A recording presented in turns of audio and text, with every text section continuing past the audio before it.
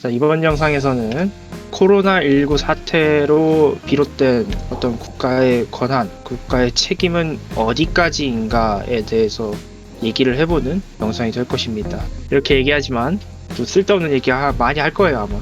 그래서 내가 이 얘기를 한 게, 이번 코로나 사태가 터지고 나서 이 정부에게 책임을 묻는 목소리가 굉장히 많잖아. 근데 그걸 보면서 사람이 참 이중적이다라는 생각도 들고, 그리고 그럼 저 정부가 과연 어디까지 책임을 져야 하는가에 대한 생각도 들고, 그럼 그에 따른 책임을 지려면 어떤 권한 같은 게 있어야 될 거 아니야? 힘이 있어야 될 거 아니야? 그럼 그 권한을 어디까지 봐야 할 것인가? 라는 생각도 들고,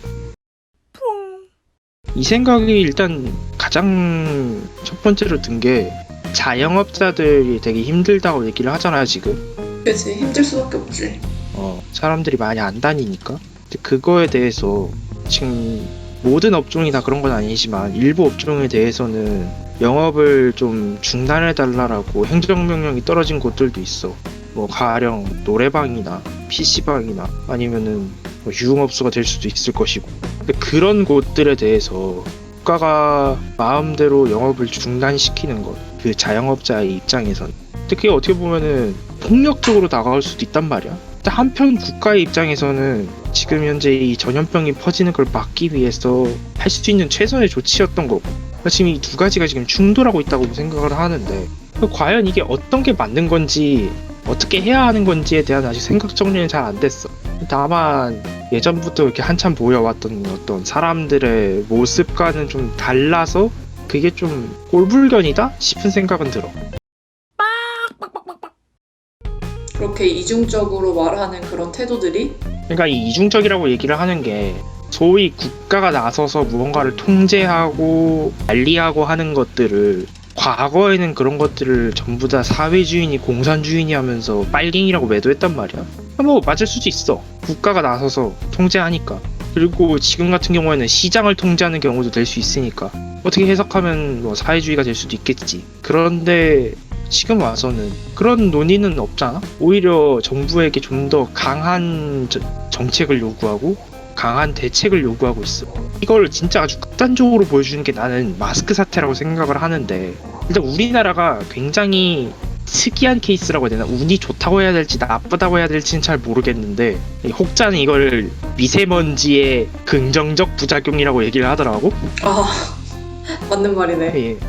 이 미세먼지 때문에 우리나라가 특이하게나마 마스크 생산 능력이 전 세계에서 봤을 때 굉장히 높은 편이래. 그럼에도 불구하고 일 생산량이 1000만 장 정도였단 말이야. 근데 우리나라 인구수가 5천만인데, 그럼 그 5천만, 잠재적 수요는 5천만이었고 우리가 총 생산할 수 있는 양, 공급량은 1000만 장이었어. 그러면은 이게 5분의 1 정도밖에 안 되잖아. 그럼 이거를 누군가는 사려 할 것이고 누군가는 좀 더 많이 가지려 할 것이고, 뭐 그런 일들이 벌어질 거란 말이야. 처음에 정부에서는 그걸 어떻게 했느냐, 그걸 해결하기 위해서 수요와 공급이 불균형한 이 사태를 해결하기 위해서 어떻게 했느냐, 시장에 맡겼어. 자본주의 국가니까 시장에 맡겼더니 어떻게 됐느냐, 가격이 폭등했지. 되팔게 하고. 그렇지, 사재기 해놓고. 그럼 이거에 시장에 맡긴 거에 대해서 사람들이 단순히 그래, 이 시장에 맡겼으니까 이건 당연한 현상이야 라고 생각하면은 너무 내가 꿈이 큰 건가? 결국은 또 누구 탓을 했느냐? 정부 탓을 하잖아. 그치, 초원도 올라왔었지 그때 아마. 마스크에 대한 관리를 왜 못하느냐 하고 정부 탓을 하잖아. 그래서 그럼 정부가 그러면 했던 게 무엇이냐? 두 번째 했던 게 뭐였지? 기억이 안 나네? 두 번째 했던 게 아마 그때 그런 식으로 가격 갑자기 올린 마스크 회사들 상대로 그 재정검사에 들어가지 않았니? 하여튼 그래서 결국은 가격을 통제하고 1,500원, 한 장에 1,500원.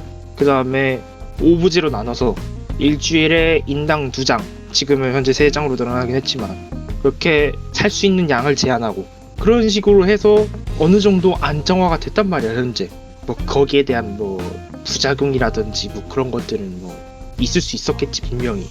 그럼에도 불구하고 지금 현재 어느 정도 안정화가 됐단 말이야. 근데 이걸 가지고서 또 어느 쪽에서는 뭐라고 얘기하느냐, 사회주의라고 얘기를 해. 왜? 가격을 통제하고 살 수 있는 수량을 통제했으니까. 어쩌라는 거야. 처음에 시장에 맡겼어. 자본주의 원칙에 따라. 그랬더니 돈이 많은 사람들은 당연히 사고 돈이 없는 사람들은 살 수가 없어. 그래서 이걸 정부가 나서서 어떻게 하래. 정부가 나서서 하려니까 방법은 그 방법밖에 없어. 가격을 통제하고 살 수 있는 양을 통제하고. 근데 이랬더니 또 사회주의래. 나는 이런 사람들이 이중적 태도를 보이는 것에 대해서 항상 자신이 어떤 말을 했는가, 자신의 행동이 자신의 말과 같은가 언제나 되돌아보고 성찰을 하고 그래야 한다고 생각을 하는데, 뭐 모든 사람이 다 그런 건 아니겠지만 많은 사람들이 단순히 그냥 자기 이익을 따라가는 경향이 너무 많이 보이니까 이런 부분에서는 나도 약간 인류애가 없어지는 기분이 들어.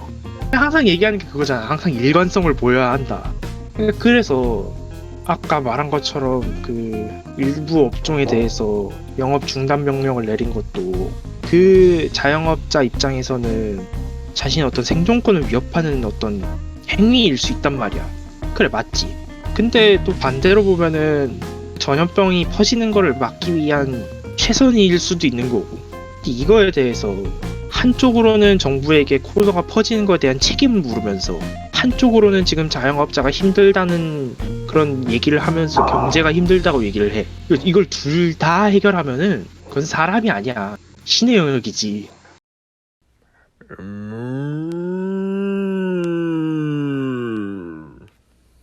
근데 나는 방금 너 얘기를 들으면서 생각을 했던 게, 우리나라가 사회주의라는 말에 너무나도 부정적인 생각을 가지고 있다는 게 느껴져. 레드 컴플렉스.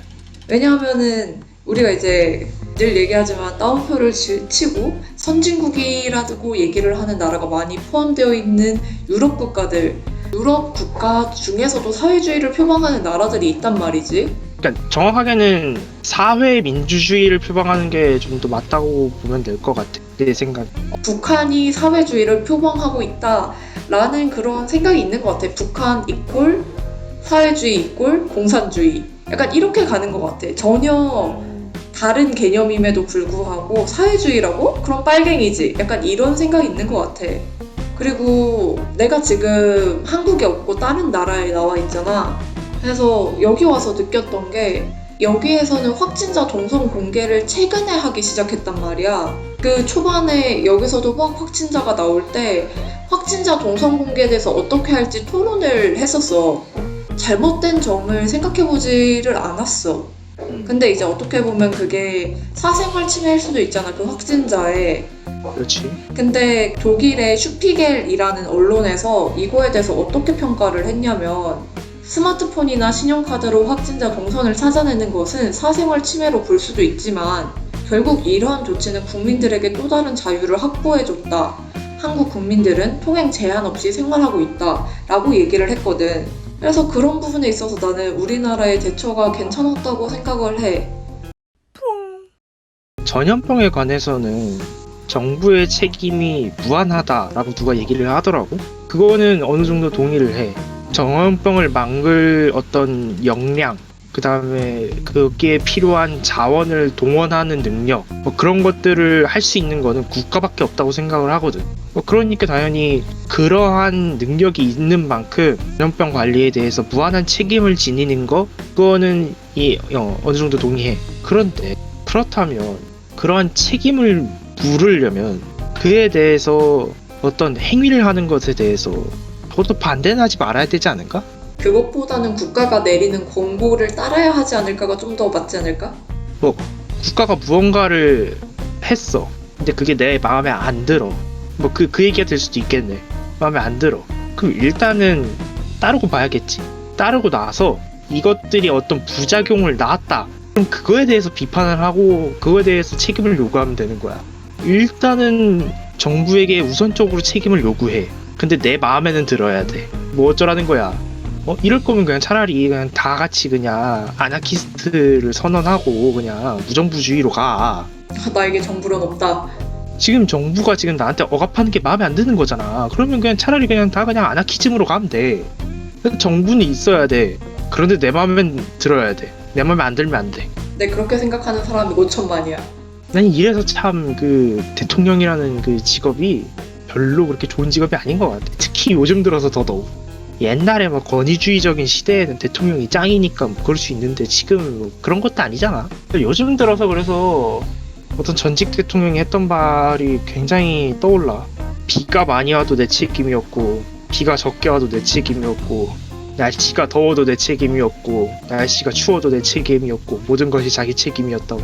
그만큼 사람들이 요구하는 게 많다는 얘기겠지? 뭐 그것도 사람들이 다양하니까 요구하는 방법, 요구하는 것도 당연히 다양하겠지. 근데 그 전에 지켜야 한 것들을 지키고서 요구하는 게 맞지 않을까? 얘기하다 보니까 점차 하소연이 되는 기분이긴 한데, 정리하자면요. 세상에는 다양한 인간 군상이 있을 수 있고 그거에 대해서 당연히 인정을 하지만 적어도 일관성은 지켰으면 좋겠다. 당연히 다양한 얘기할 수 있고 다양한 의견 내세울 수 있고 다양한 모습을 보일 수 있어. 근데 그 다양한 것들이 1에서 10까지 처음부터 끝까지 전부 다 일관적인 모습을 보여야만 그것들이 다양성으로 존중받을 수 있지 않을까? 처음부터 끝까지 다른 것들도 다양하지 않느냐라고 얘기하면 또 할 말 없긴 한데, 그래도 잘 모르겠습니다. 네, 사람들이 일관성을 좀 보여줬으면 좋겠는데 그렇지 않은 걸 보니 이렇게 하소연밖에 할 게 없네요. 네. 그래서 그냥 저도 간단하게 정리를 하자면, 사람들은 결국 자기한테 나타나는 부정적인 영향, 부정적인 상황에 대해서 조금 더 예민할 수밖에 없다라고 생각을 해요.